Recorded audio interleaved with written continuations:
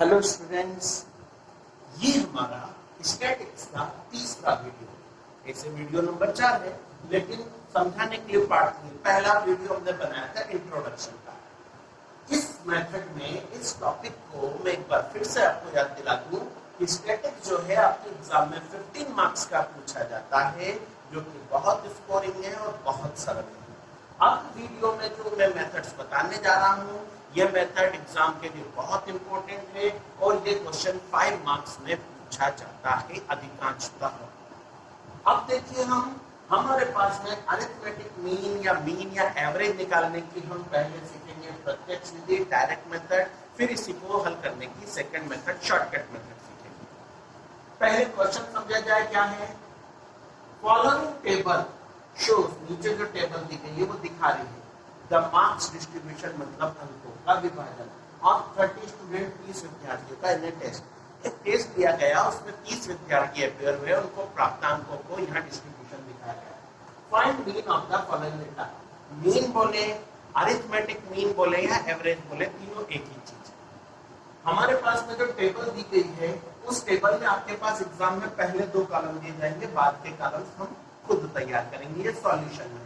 आपके पास एग्जाम में पहले 2 कॉलम दिए जाएंगे, कौन कौन से?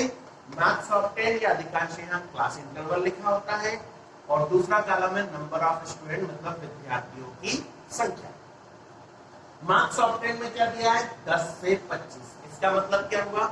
ऐसे विद्यार्थी जिनको एग्जाम में 10 अंक या 11, 12, 13, 14, 15, 16, 17, 18, 19, 20, 21, 23, 24 तक मार्क्स आए हैं, वो इस ग्रुप में शामिल होंगे।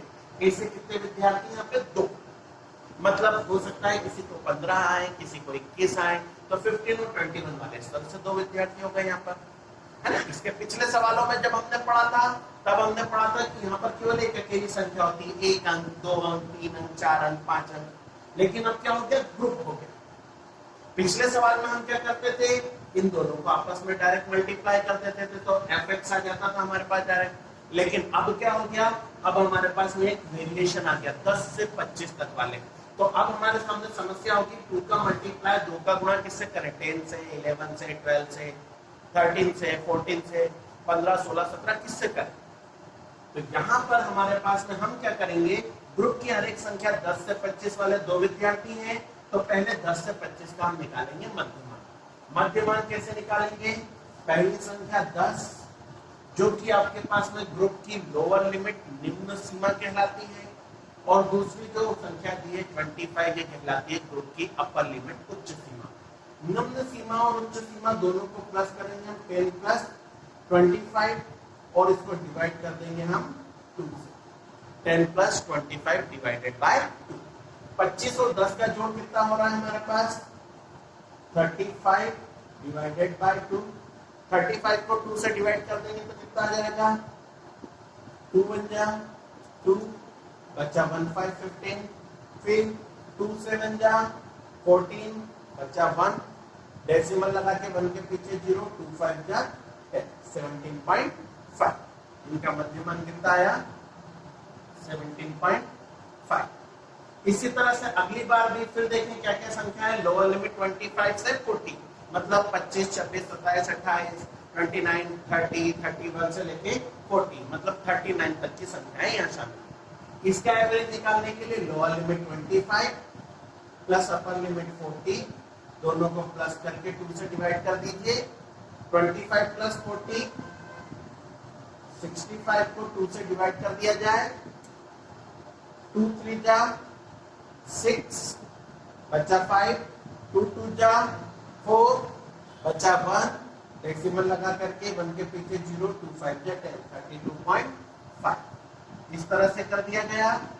अब इसी तरह से बाकी के में डिवाइड करते हुए हम मीन वैल्यू निकाल लेंगे। अब आगे के मैं डायरेक्ट कर देता हूँ।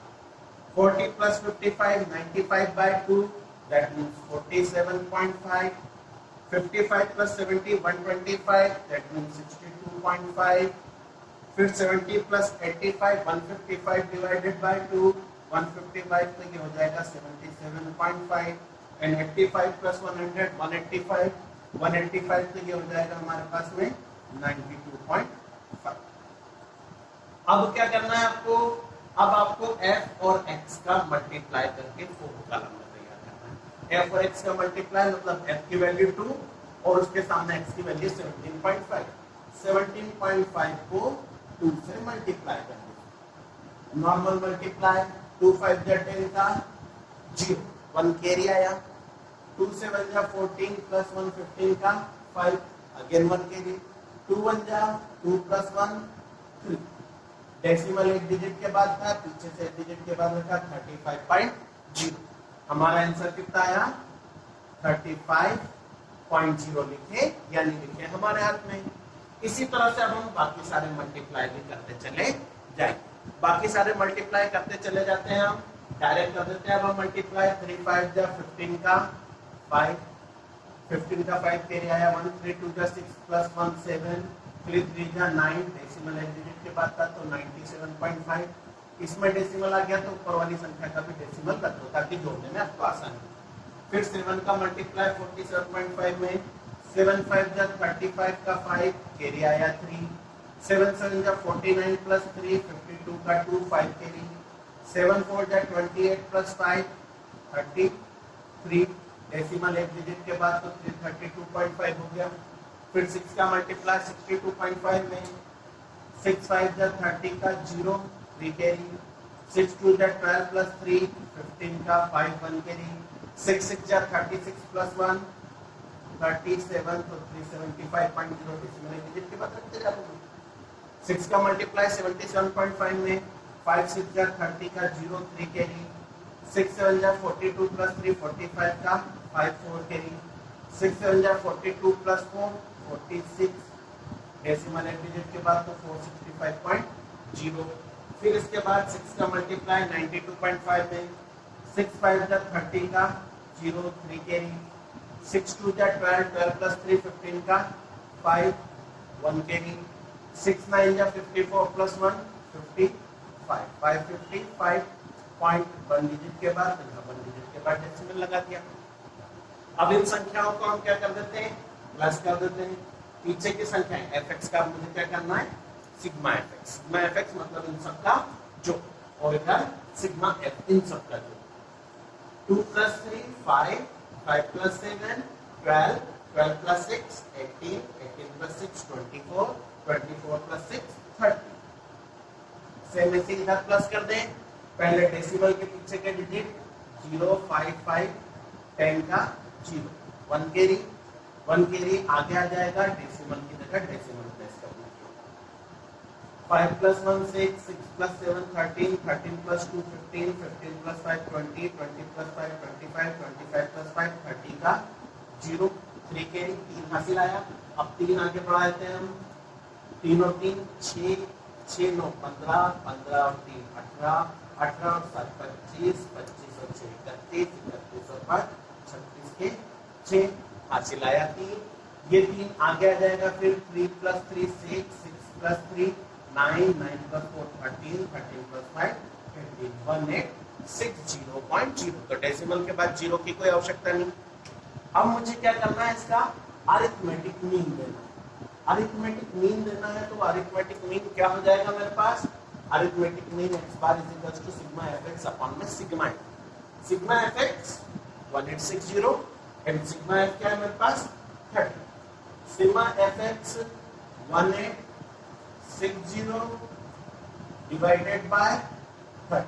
देखिए 1860 डिवाइडेड बाय 30। अब क्या करेंगे इसे सॉल्व कर देते हैं, कैंसिलेशन कर देते हैं। 10 3 जा 30, 10 से कैंसिल किया तो 1860 का 186। फिर 3 से डिवाइड कर देते हैं। 3 1 जा 3 3 6 जा 18 3 2 जा 12। So x bar is equals to 62. Arithmetic mean or average of the data is 62. Is it clear? आपको इस मेथड में कोई प्रॉब्लम तो नहीं है? अगर प्रॉब्लम आती है तो आप दोबारा से देखें या अपने टीचर से संपर्क करें तो वो आपको प्रॉब्लम सॉल्व करा सकते हैं। अब इसी क्वेश्चन को यहीं पर मैं